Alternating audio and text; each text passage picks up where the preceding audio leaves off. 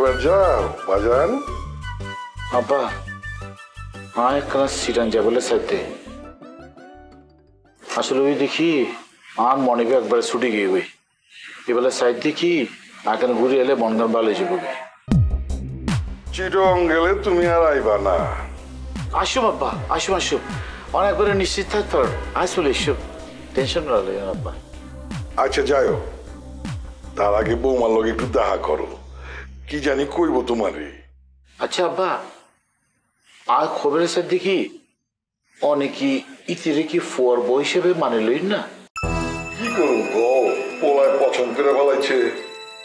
ঠিক আছে কিন্তু আজ যেহেতু বিয়ের সাথে নয় এখন বিয়ের সাথে যেতে নয় অনেক কিলে মানে বই হিসেবে মানে লিয়ে এখন বউ বউ মানা হয় একদম অলক্ষণী কথা কইবা না। মায়ের আমার খুব পছন্দ হয়েছে, দেখছো না?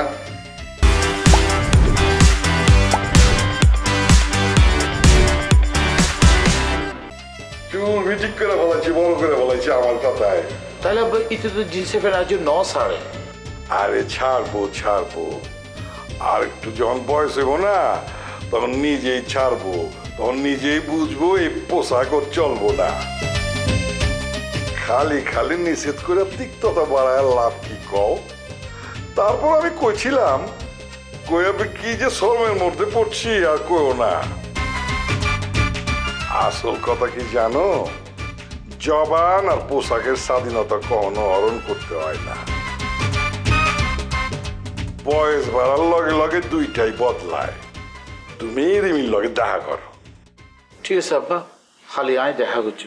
আচ্ছা কাম করো। জি আব্বা। কাম চালে উৎসাহ দেওয়ার নাম করে ওর লগে লগে থাকো। কাম চাও খুশি হইব, তুমিও কি দেখবার পারবা ও কোনো ঝামেলার মধ্যে জড়াইতেছে কিনা। ঠিক আছে আব্বা। তাহলে কাম চালে আমি ডাক দিই। ধরেন আব্বা, এখন ধরেন আই আই ফরা হতা হইলে। আচ্ছা ঠিক আছে, কালকে দোকানে বইও, আমার শরীরটা খুব ভালো যেতেছে না।